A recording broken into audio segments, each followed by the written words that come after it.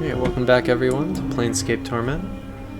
So we just finished getting Decon here, and I want to go and do what I gotta do to be a mage, and then we'll really start exploring the hive. But I want to get that done because I want to level up as a mage. Because right now I think I'm a fighter or something, and I have no use for that. I'm not gonna be fighting. And if I am fighting, it'll be because I cast Mage Fist.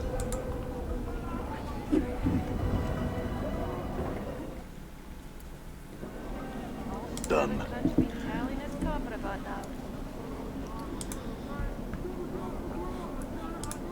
This is good. We're revealing the fog of war here on the map, which I'd argue is not strictly necessary. I feel like Baldur's Gate doesn't do this, and it doesn't suffer from it. And maybe it does. I don't remember. Been a little over a year since I played Baldur's Gate last. Alright, we want to go up here. Over here. And through here. Alright. Now we're in Rag Picker's Square. And our reason for coming here is twofold. First of all, we are becoming a mage. Second of all, old Mebeth here is willing to let us stay here for free. So this is where we'll be resting to refresh our spell slots and heal and stuff like that. Let's talk to old Mebeth. This squat old woman looks like she has had all the color blood out of her. Everything from her hair to her shawl to her robe, all are shades of gray. The only splotches of color on her come from several strange herbs, which are tied to her belt by their stalks. The herbs make a strange shh sound when she moves, like a broom. Greetings. The elderly woman turns and stares at you, and you notice the gray shades blanking in your body extend to her features as well. Her hair is a wispy gray, and her eyes are like chips of granite. She frowns when she sees you. And who might you be, I don't really know who I am. So you not know yourself, child? She squints, then points at your chest. Hard to piece together the man beneath all the tracery and scrawling scars, is it? Maybe. Who are you? With a sly cackle, she wags her eyebrows. Have you not heard of old Mebeth, then, the midwife of the square? Have you not now? She narrows her eyes and her voice drops. Well, now you have, for I be Mebeth. You're a midwife? What do you do? Updated my journal. I said bones right, drive the cough out of the sick, yank out squealin' stubborn babes, mend cloaks or a rag or two, make cures and herbs and other such. She squints at you, studying your scars. Be needing a cure or three, do you then? Cures? Aye, you be needing some cures to look at ya. Do you want to buy some, do you? She glances at the scars covering your body again, then shrugs. Too late to be asking for them, I think. Actually, I could just use a place to rest. Would you mind if I slept here? She nods. Of course, child. I have a mess of blankets in the corner that would serve. That would be fine, thank you.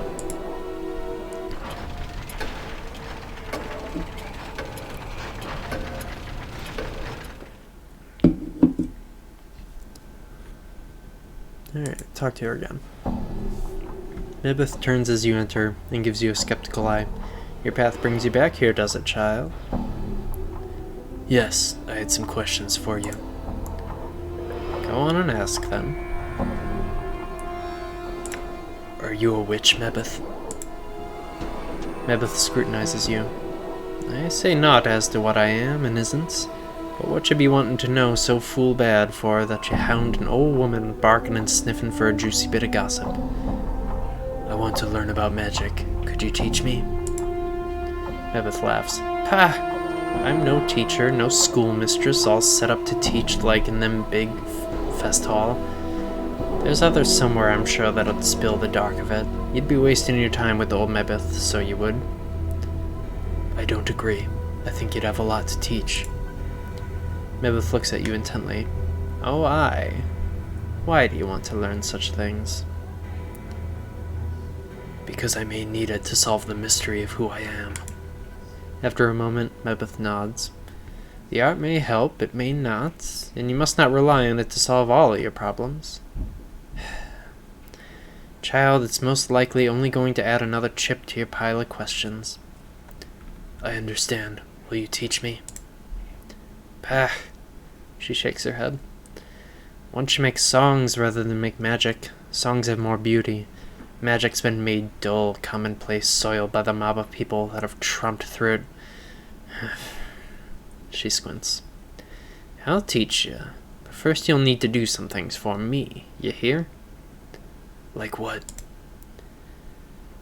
My legs aren't good for walking about, Sigil, and there's errands I have yet to run. I'd have you run. I need you to fetch me some herbs from the market. It's spireward, easterly and southerly from here, in the hive market. Here's a sample. She takes a black seed from her coat and flicks it to you. Examine the seed. Updated my journal. You twist the black seed in your hand. As you do, you feel a small bite. Then a small drop of blood oozes from your thumb. There are tiny barbs on the seed, like teeth. Mebeth snorts. Careful with it. Show it to one of the fruit merchants at market, and they'll know the herbs you seek. Very well then. I'll return when I have the herbs. Done. We're going to be doing a lot of running back and forth. This is kind of like a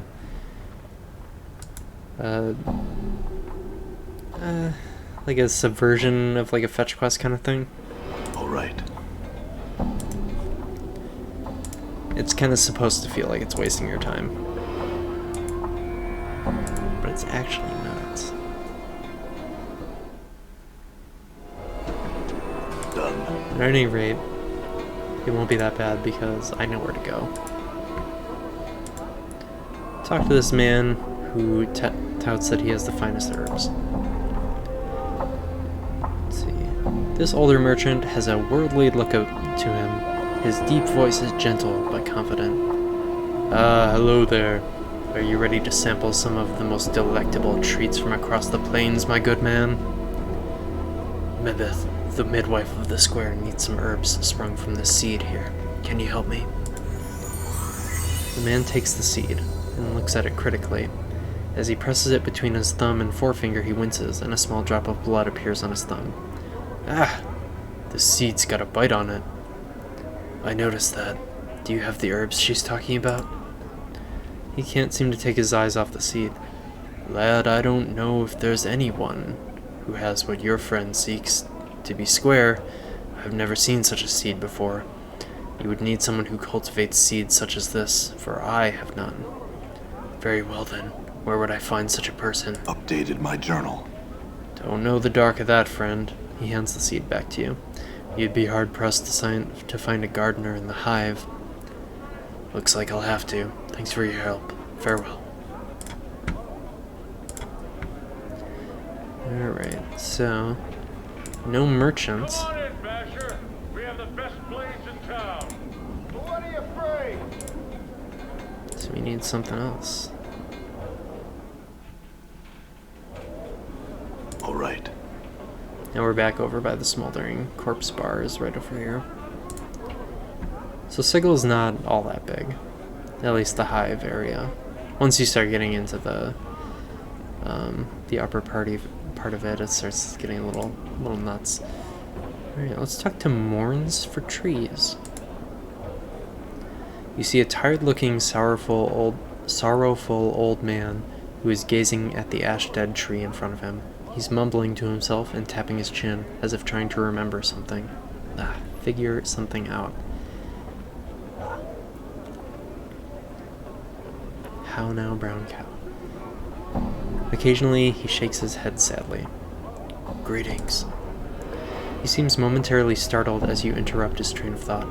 He speaks in a calm, unhurried tone, but one full of sadness. Oh, greetings to you, friend. How's this day find you? It finds me well. He smiles, but sorrow still lies in his eyes. That's good, friend. Hope your good fortune continues. He seems about to turn back to the tree. And how's this day find you? He shrugs slightly and proffers a bit of a smile. Fortune finds me well, though I'm saddened just the same. Why's that? He pats the tree beside him. It's the trees here, in the hive. They're dying, friend, and no one cares. Seeing the look on your face, he holds his hands up as if to silence you for a moment.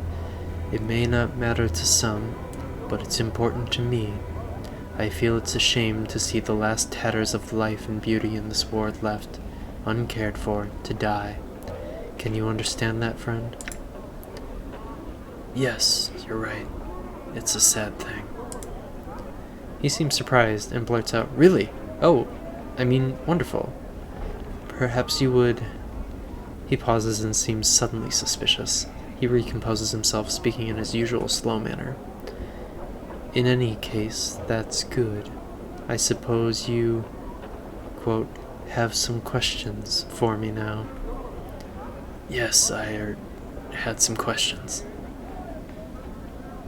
Now I'm gonna say, what is it you were going to ask? For the first time, the man seems genuinely happy. Beaming, he explains, It's difficult for anything to survive here. Just look around and you'll see what I mean, friend. I'm not sure if it's possible for the trees to thrive here, even if they somehow were to get enough light and clean water. Go on. He nods enthusiastically. But if enough people care, really want them to live, I just know they'll survive. They'll turn green again and flourish. What? That makes no sense. He smiles knowingly, shaking his head. You're new here. I can see that now. You don't understand how things work in Sigil, friend. Belief is everything here. Everything. You could be right. I am right. I'm certain of it. A sense of conviction surrounds him like an aura. He seems so unlike the man you first spoke to. That's all I'd ask of you, friend. Just care for them. Hope for their recovery. In time, should enough people want it, it will come to pass. Can you do that for me, friend? I'm going to tell the truth, saying I'm helping. Yes, I'll help. Excellent, my friend, excellent. I thank you. You've given me back my confidence, my purpose. Perhaps I can find others like you who will listen. Perhaps we'll make a difference. What about your companions, friend? Would you speak to them on my behalf? Mort, what do you think? Huh? Oh yeah, Chief, sure, whatever you say. I'm serious, Mort. Can you make the effort? Mort looks at you for a while silently, then nods. Yeah, I can. If it's that important to you, I'll do it. Thanks. Dekan, could you help this man? One finds your request most intriguing. Trees in the hive, like cities in limbo. They would stand as a testament to the will of the people not to bow to that which would surround and devour them, to take what has been thrust upon them or left behind and make good of it. I too will care for these trees. Thanks. I had some questions, Lawrence. I need some herbs sprung from the seed. Can you help me? Mourns for Trees takes the seed from you and holds it up to his eye. What an odd seed. Are those teeth along the edge? Barbs, perhaps. Where'd you come by it, friend? Old Mebeth, the midwife of the square, needs some herbs sprung from that seed. Do you know where I could get some? No. Mourns for Trees continues to stare at the seed in his hand. This is the only seed of its kind I've ever seen. He winces and a spot of blood glistens on his thumb. The barbs on it are sharp indeed. Perhaps you should hold it. See, you can't help me either. Unless you can make that one grow, I cannot.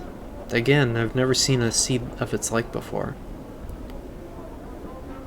If we wanted it to grow enough, is it possible to make it grow? Mourns for Trees looks at the seed. Perhaps, if you cared enough to see it grow. I'm going to focus on the seed. Will it to grow? To your surprise, there's a crack, and the seed splits, twigs splitting from its surface like fingers. Instinctively, you drop the seed, but the talon-like twigs wrap around your wrist and will not let go. What the hell's... Updated my journal. Orange for Tree stares at the barbed branches wrapped around your wrist, stunned. I think the barbs on those new branches would be more than enough for what your friend needs. I will return to her then. Thanks for your help. Farewell. So we can return to Mourns for Trees anytime we get new companions. I imagine if you get enough of them doing it, then there would be some change in the trees. But I don't recall if I've ever done that. But for now, we're going back to Mebeth.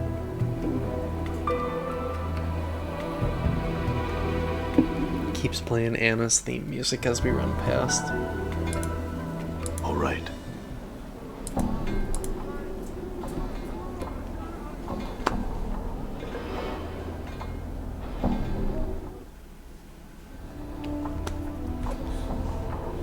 Done. Back to Mebeth's.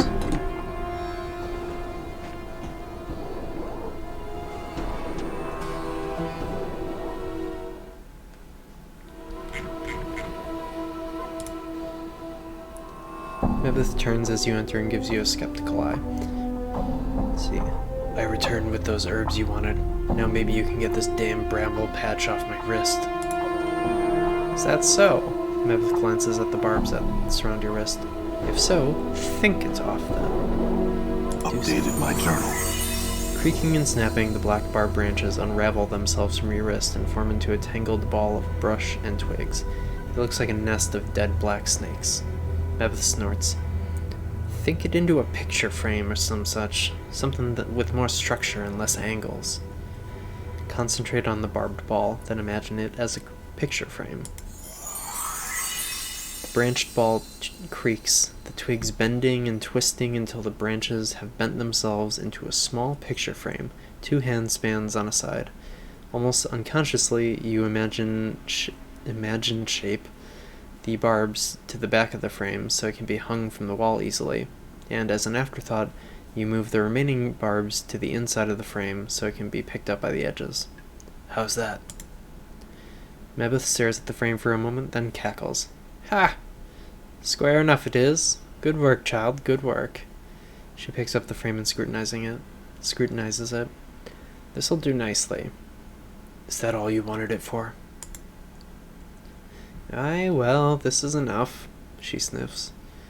Aye, but there was one thing I forgot to tell you to fetch when you left last time, and it'll take you back to the merchant square, it will. Look for the cloth seller, Giscorl. He has some rags of mine that he was supposed to wash, and long has it been since I first asked him to do it. Oh, go get it. Farewell. Back to the merchant quarter. Done.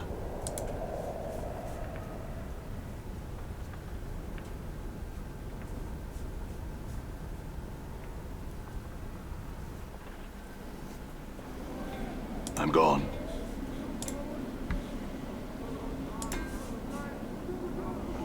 I feel like I was talking before a little bit about the factions in Planescape, which I can elaborate a little bit on. Done. So we've encountered the Dustmen. They believe in the true death and everything, and everybody needs to die because this world sucks, essentially. And that person who was spying on the Dustmen was an anarchist who believed, in full anarchy throughout the planes. Everything should be absolutely free. Let's talk to Giscorl here.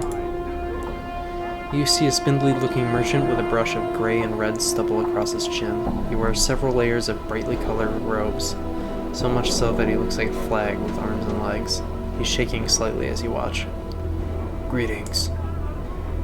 I, Giscorl. He bows and spreads his trembling hands. As he does, you notice his hands and forearms are a twisted mass of black scar tissue, as if they were once badly burned. I'm here to pick up someone's wash. Mebeth, the midwife. Ragpicker Square. Giscorl blinks.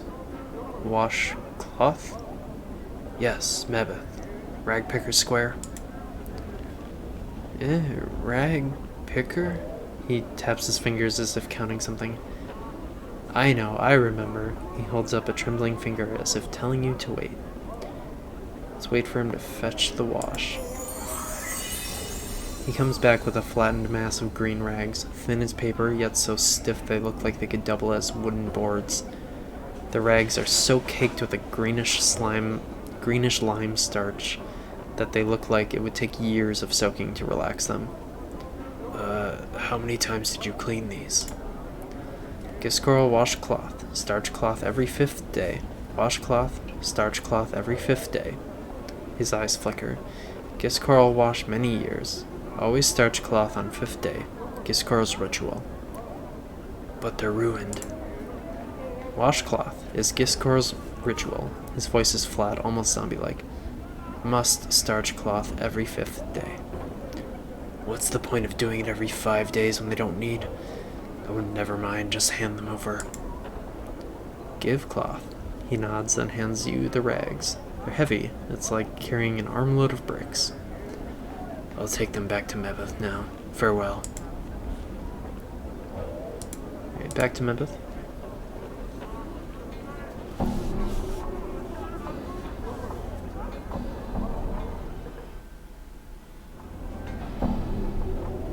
I'm gone.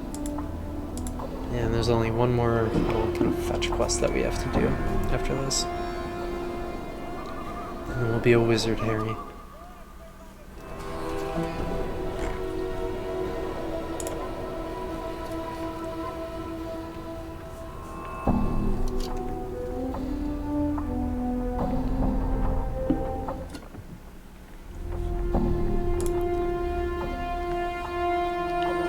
Mevith seems lost in twisting the black-branched picture frame you made for her. She's squaring the edges and snapping off some of the barbed seeds on the branches. She suddenly notices you and sets down the frame. Aye, child? I brought your wash. I think Giscoral was a little heavy on the cleaning ritual, though. She takes the stacks of starched green rags from you, and she examines them critically. At least they won't tear. Or bend. What was with that cloth merchant, Giscoral? His hands were all scarred, and he seemed slow. Mebith is still turning the cloth over in her hands, tapping it with her finger. Well, child, sometimes one burns with the art, and other times the art burns ye. Is that what happened to him? Mebith clicks her tongue. Mayhap. There's somes for who using the art is like breathing. They strolls about with pointy hats and stinkweed pipes. And there's hedge wizards and plain-touched gypsies and fortune-casters and half-seers and midwives who flicker with the art. Them have a harder time of it. And Giscoral was one of them. Mebith nods. Aye, so to speak. In some ways, he's no different now than he was. Addicted to habit and ritual he was. She sets down the stiff rags. They clunk as she places them on the floor. Aye, now there's one last thing I need from you, child. Of course, what do you need? Only this. I need some inks for scribing, some ingredients, and one of me cookery books. I'll need you to fetch from one of the merchants. Kasajai be her name. Alright then. I'm off. Farewell. Updated my journal. Updated my journal. Alright, once more to the merchant square.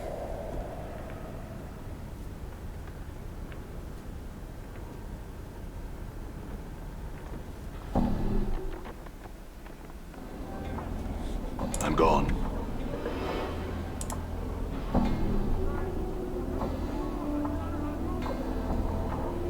Get a room and a girl, Connor. Done.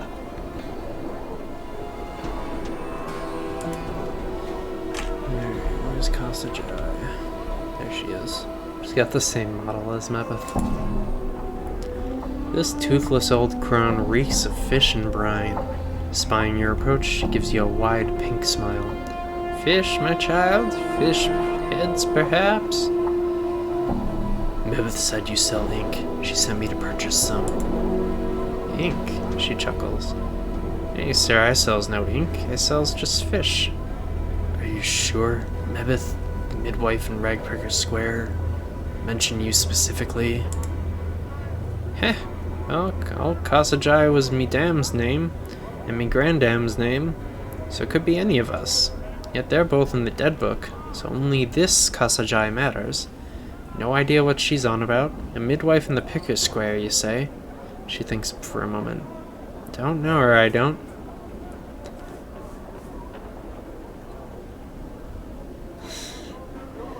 So you don't have any ink? Well, I can't say that's much of a surprise. I swear Mebeth is having me run in circles. Now, hold on. Your midwife friend's not all wrong. I know how you can get ink, but it may not be the ink you're looking for. The ink I'm thinking of bleeds from the gills of the Brigada fin. It does. This Brigada fin... it bleeds ink? She frowns. Aye, thing is, that fish's not for eating. It's got a horrible taste, scalds the tongue. You can ask Miriam. She pitches her fish sail down the street a southerly way. She cackles. She might have one of them fish she needs on her pole. I'll go seek her out then. Farewell. Updated my journal.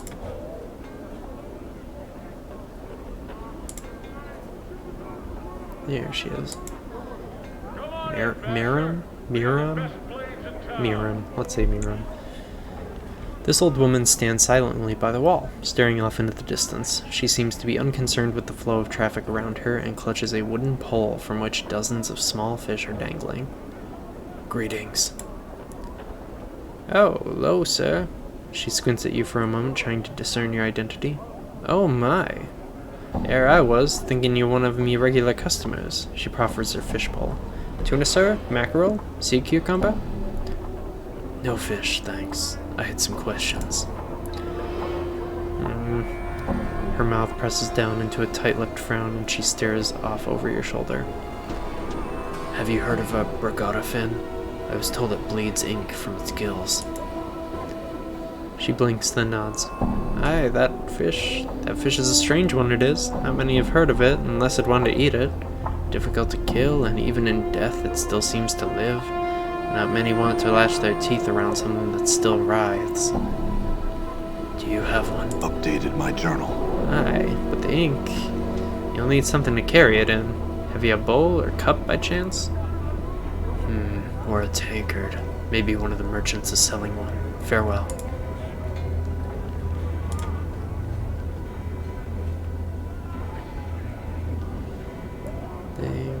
She's the one. This attractive young woman is smiling and beckoning to all passers-by as she calls out the virtues of her goods.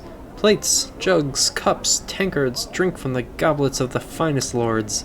Upon seeing you, she waves you over as if you were an acquaintance. May I see what you're selling here? I sell plates, cups, jugs, tankards, cutlery, and the like, sir. All of quality, sir, the finest. She steps back and lifts the lid of the crate on the wagon behind her. Please look over my goods.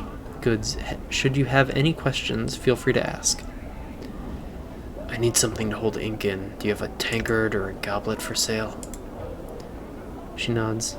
Oh yes, many kinds. They range in price from a few coppers to several hundred.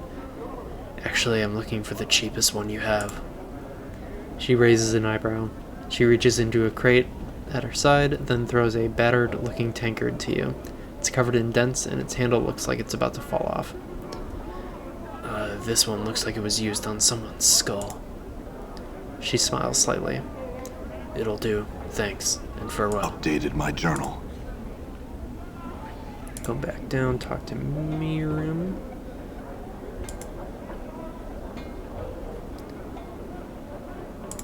Let's see. I brought a tankard. Can I get the ink from the fish in it? She nods and plucks the fish from her pole. It twitches as she grabs it, then starts lashing about as she begins to twist it like a rag. She wrings it until bluish-black ichor begins to trickle from the fish's gills. When your tankard is almost full, she relaxes her grip and throws the twitching fish into a sack at her side. Thanks, and farewell. Updated my journal. Alright, back to Mebeth.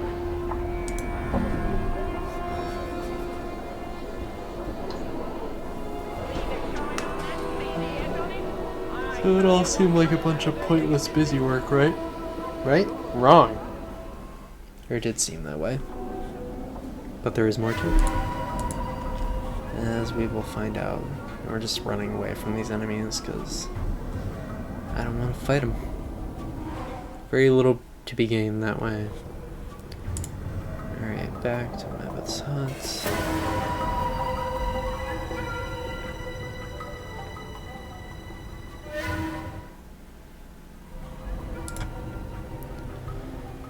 See. Mabeth is tugging at the mass of greenish lime starched rags you brought from Giscarl. She seems to be purposely fraying the edges as if to peel them apart somehow. When she hears you approach, she turns. Aye, child? Here's that ink you wanted. Mabeth takes the tankard of ink from you, then sniffs at it. Prime ink? Fresh it is, aye. She nods at you. You've done well, child. All I've asked. Now I ask you again, after all you've seen, do you still want to learn the art?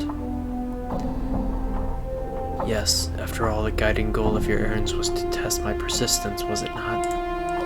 Mabeth smiles, then nods. Yes, mayhap, child, mayhap.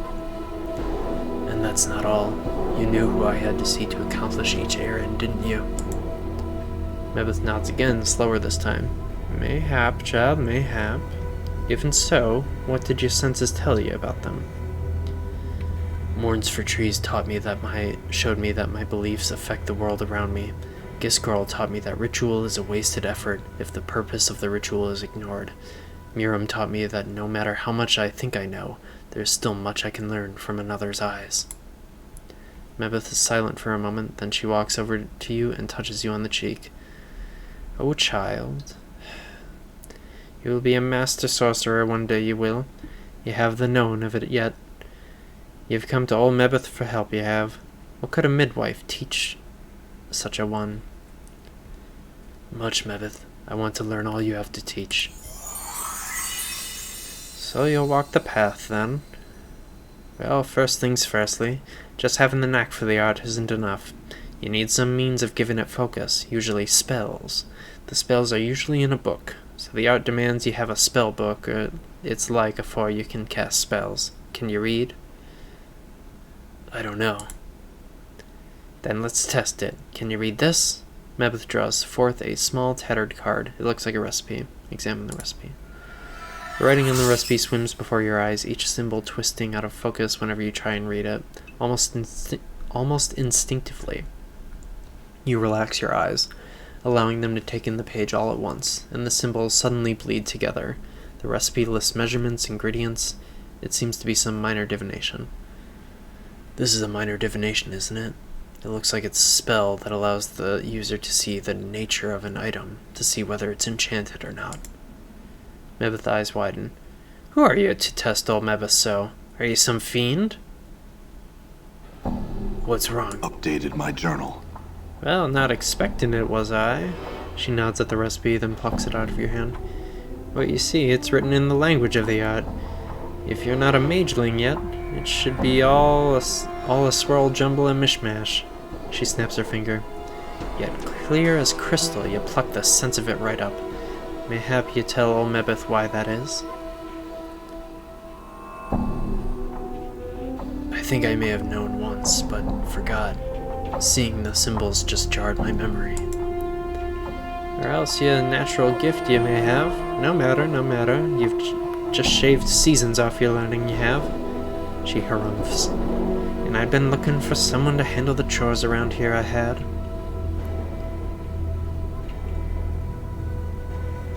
If you need help with anything around here, you can still ask. It's the least I can do in exchange for you teaching me.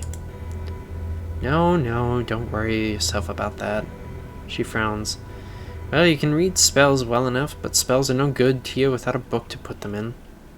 Do you have one? Mabeth glances around the hut. Then she catches sight of the black barbed picture frame you made. She picks it up carefully and studies it. This'll do. That thing? It's just a frame. Ah, but so are you, child. Still holding the frame, she picks up one of the starched rags you got from Giscarl. With a yank, she pulls off the greenish starched surface film. It flutters in the air like a wispy bit of cloth. Whatever Giscarl uses in the wash, it works better than curing, stretching, and stoning does on a normal rag. Can't afford parchment, I can't. Parchment? She takes the starchy film and pulls it over the black barbed frame, latching the rag's edges onto the hooks around the frame until it looks like a small greenish-black painter's canvas. It's missing something. Well, it needs something painted on it. She nods. Aye, or written on it. She takes the tankard of ink you've given her and sets it down next to her. She dips one of her fingernails into the tankard, then draws it out, mumbling to herself. She begins to scratch symbols onto the frame, one by one, still mumbling to herself. All's done. Mabeth stands, drying her ink-stained fingernail on her robe. She tilts her head, regarding the strange framed page in front of her. A page for your spell book it is. She indicates you should pick it up. Take it. Inside your spell book are your recipes, your spells, if you will.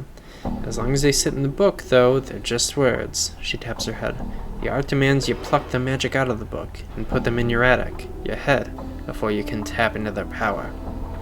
Go on. You put them in your attic by studying them, memorizing them. You usually need to rest first before you can do this, though. Any questions? No, Mabeth. Oh, no questions, eh? Well, now you should have questions. You know all about how to memorize spells, do you? You're a sharp one. I don't know what this voice became at some point. You sure don't need any more of Mabeth's words all gobbling up your precious time. You're a master sorcerer already. Forgive me, Mabeth. I meant no questions on what you'd said. Please explain how to memorize spells. Alright then, here's the doc of how you memorize the spells. Pick your spells you want to stick in your head from your spellbook before you go to sleep. When you wake in the morning, they'll be buzzing in your head like flies, ready to be let out. How many spells can I cast? You can cast only one, mayhap 2 spells before needing to rest again. As a tiny flitting mageling, there isn't much room in your attic. So use your spells wisely until you get wiser in the art. As your power increases, you'll get more room in your attic for spells. Alright, go on. You can only cast... God. You can only cast spells you've memorized. So if you want to use the art to say mend something twice, you need to memorize the spell how many times? Twice. Mabeth nods. Aye, twice, right enough. How can I get more spells? Updated my journal. Mabeth shrugs. Keep your eyes and ears out for learning. Even common folks might have some minor magics to teach. There's also scrolls, recipes, books, and even some stranger items that have spells inscribed on them. If you find one, just examine it close and copy it into your book if you want it. Got it. I can also show you more spells if you return, especially when you've a little more of the planes in you. I appreciate it. Thanks. Before you go, child, you'll need some magic for you to whet your appetite.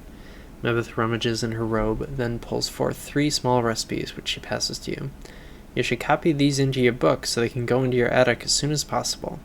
Thanks, Mabeth. Updated my journal. Wait, there's more. She fishes a tiny bundle of black cloth from her apron and unrolls it, producing a pair of amber earrings. These will protect you on your travels, child. I no longer wear them myself, so go ahead and take them. Thanks again. Alright, child, don't tarry here any longer. One such as ye has other ways to spend one's time rather than hanging around old Mabeth.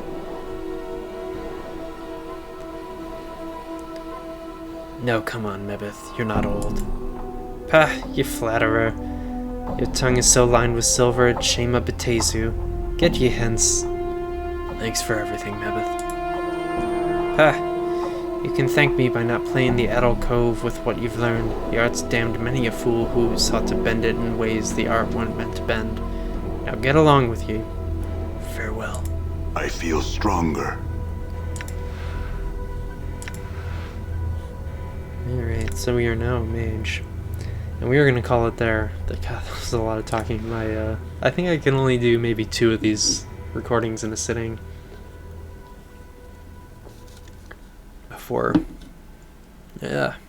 Before I just start speaking in a vocal fry. Alright, I'll save there. And I will see you all next time. Thanks for joining me. Bye.